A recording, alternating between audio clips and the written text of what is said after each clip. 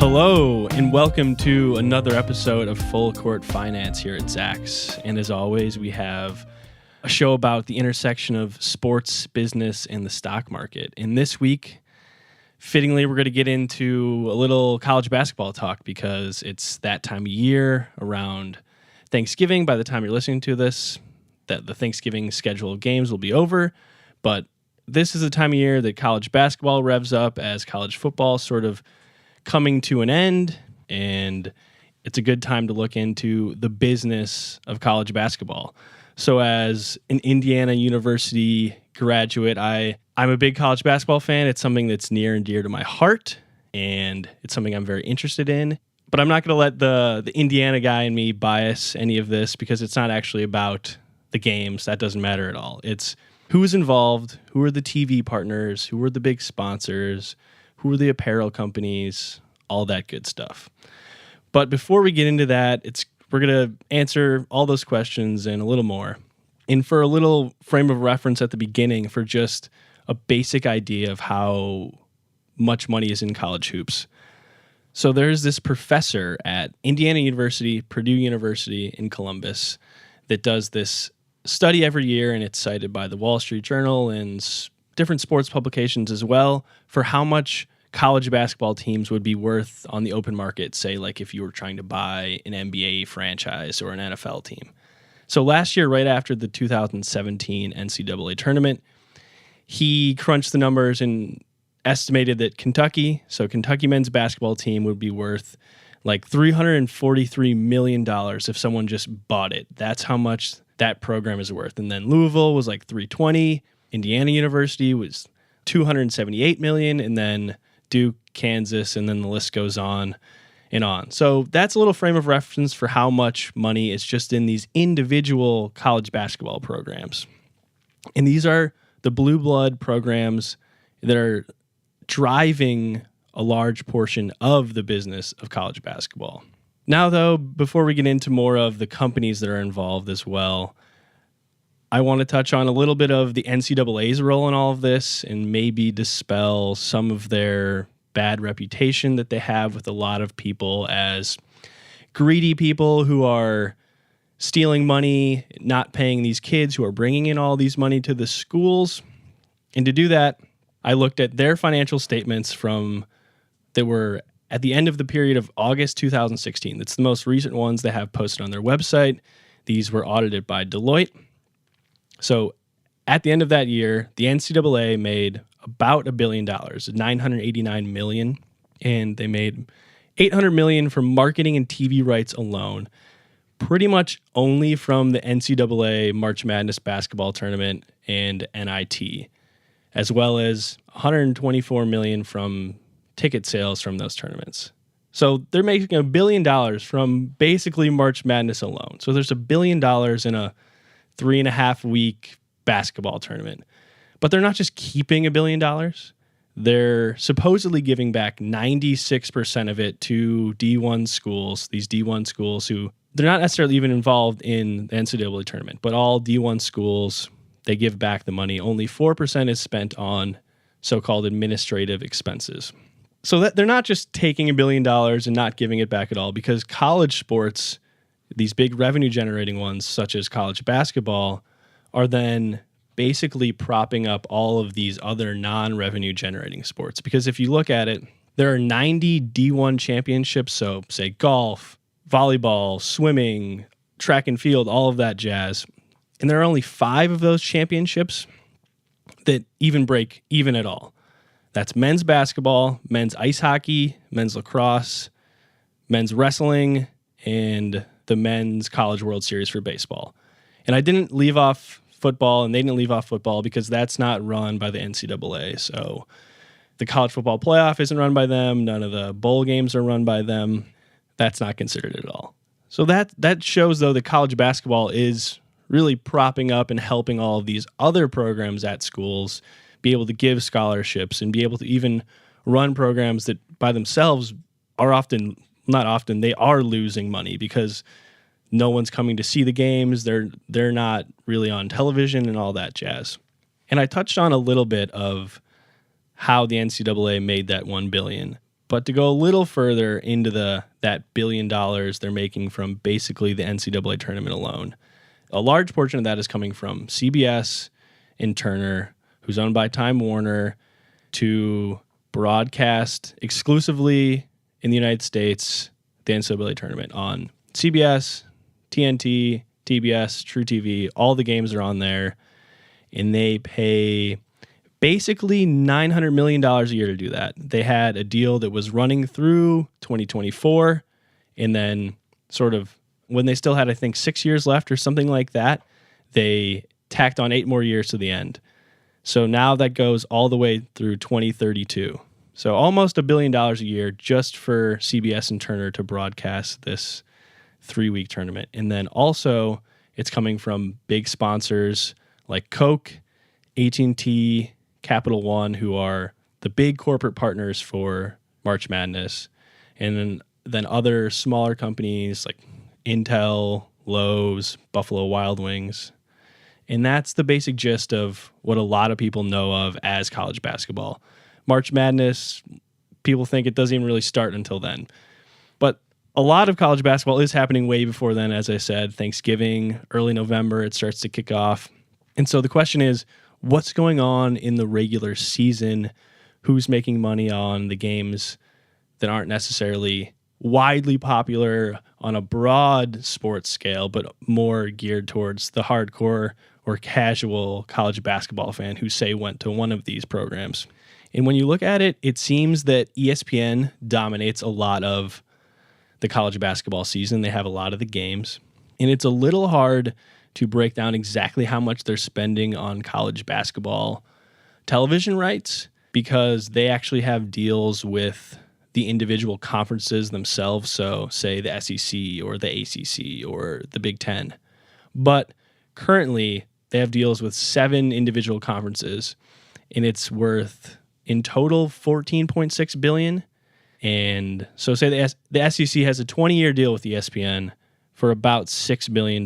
So $300 million a year, and that's mostly for football and college basketball. ESPN also owns the rights to these lesser watched, lesser known, I shouldn't say lesser known, but lesser normally consumed sports like a track and field or a volleyball. They own the rights to 24 NCAA championship tournaments to be played on television. And that was a 10-year deal for $500 million that ends in the 2024 season. And they also, and I had no idea about this because I guess I'd never really thought about it. They have exclusive rights to broadcast the NCAA tournament outside of the United States. So if you're watching it anywhere else besides the United States, that's where you're watching all the NCAA tournament games on ESPN. And ESPN is also now heavily involved in these conferences with conference networks. So ESPN owns the SEC network, all of it. ESPN is starting a linear version of the ACC network in 2019. There's currently like a scaled down version of the ACC network that's all streaming. And some people are saying maybe the SEC or the ACC network won't ever end up showing up as a linear television channel because ESPN isn't doing well. But actually the SEC network has done very well for ESPN because it's just another way to get the big college football fans and college basketball fans to pay for another cable channel, so they get whatever portion of that revenue.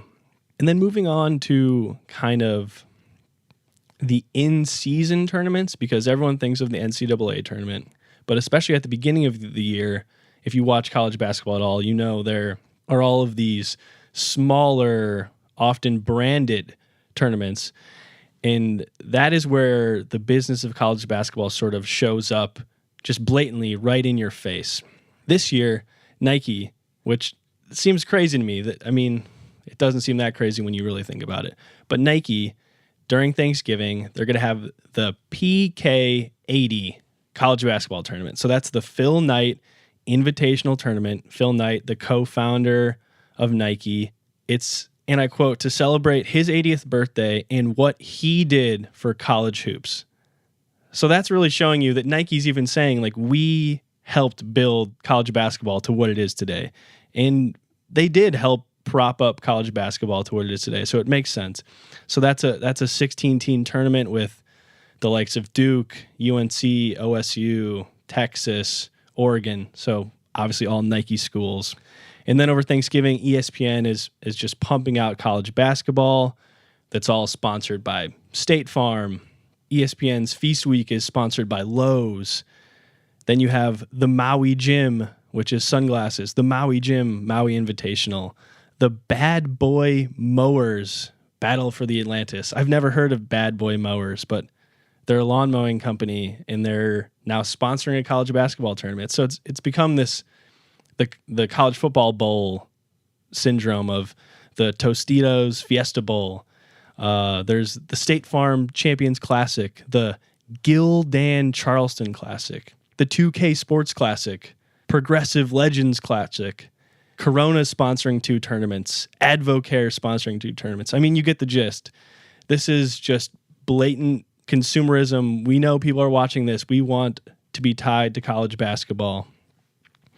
And pretty much most of these national TV games during the regular season, obviously before the NCAA tournament, are on ESPN or ESPN2, or even Watch ESPN, which is their streaming service. The rest of the games are on Fox. Well, not actual Fox. They're on Fox Sports. So FS1, they play a lot of Pac-12 games. CBS has a lot of sort of early Sunday afternoon Big Ten games during the regular season of college basketball. And then obviously you can also watch these games on their respective networks. So Big Ten Network, Pac-12 Network, SEC Network. So we've gotten through you could say, the regular season.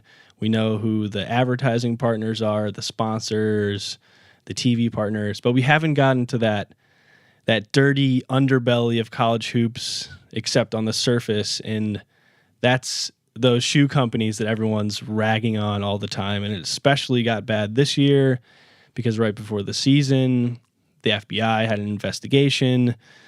Rick Pitino's out at Louisville, an Adidas executive is implicated in this. The district attorney of New York. I mean, it's a big deal. They're basically saying, we know college basketball is pretty corrupt.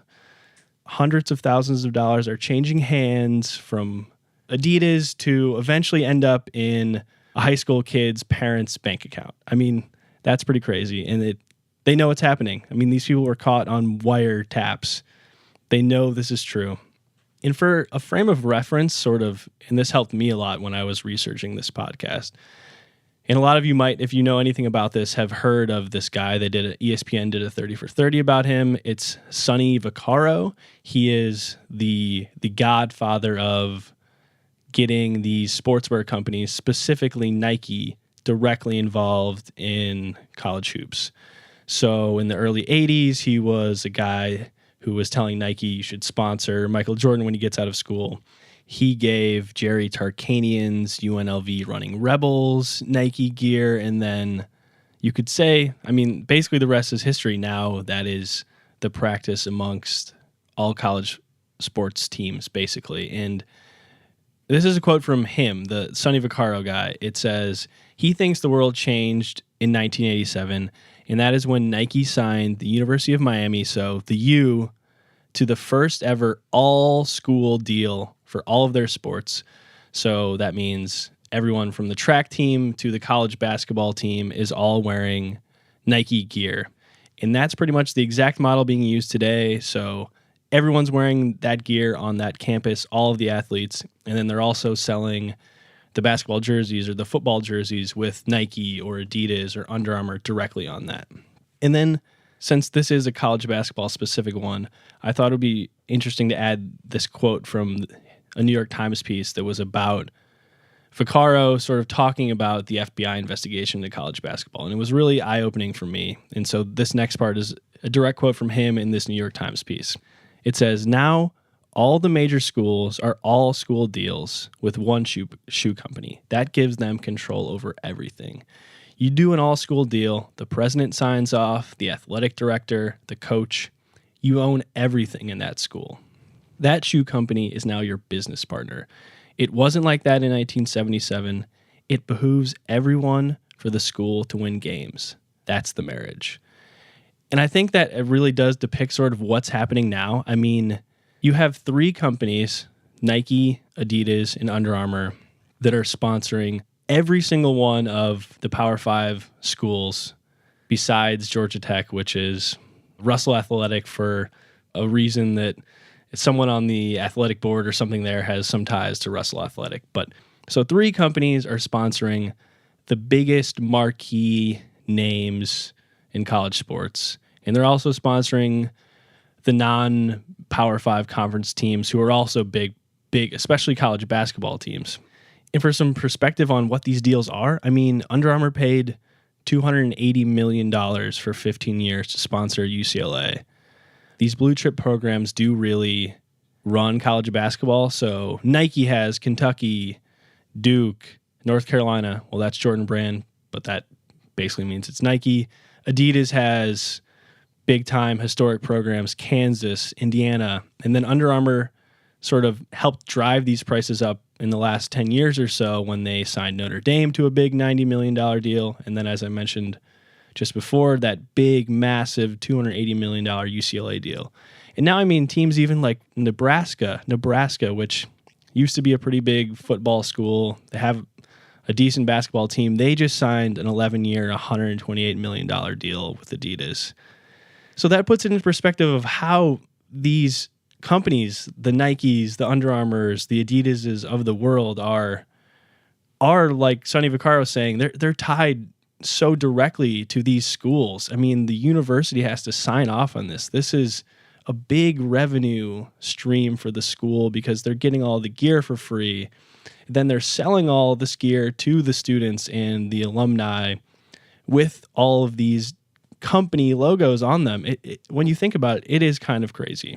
And it starts early for Nike and Adidas and Under Armour because they're all running these high school programs that are in the summer that are trying to get these kids, like I talked about in the previous college basketball episode about the scandal, they're trying to get these kids early in the hopes that one of them becomes the next Kevin Durant or LeBron James, and then you can sign them to a deal easier because you have a little bit of a connection. So Nike has its EYBL, which is the Nike Elite Youth Basketball League in the summer.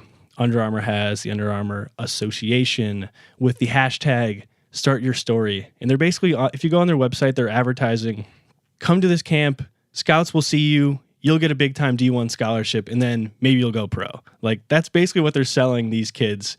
And Adidas has the same thing. And it's getting to the point where if you're not a kid who's at one of these camps, the odds of you going to a D1 program, especially one of these big North Carolina, Duke, Kansas, Arizona, the odds of you doing that are very, very slim.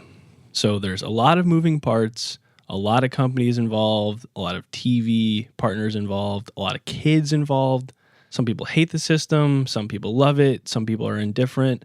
Some people hate the NCAA, and that's never going to change. Some people think it's just too dirty of a business. College basketball, I want to wipe my hands of it. But you know what? Companies are still involved. The NCAA tournament makes $1 billion in like 3.5 weeks. The Big Ten just signed a new TV deal for 6 years, like $2.6 billion with Fox, ESPN, and CBS. College basketball has scandals. It has all of this going on, but it just keeps pressing forward because there's too much money involved. And when you have Nike and Under Armour and Adidas driving college basketball from a grassroots level, it's probably not going to change anytime soon. And that does it for another episode of Full Court Finance. Until next time, I'm your host, Ben Rains. And remember, if you have any questions, please feel free to shoot us an email over at podcast@zax.com.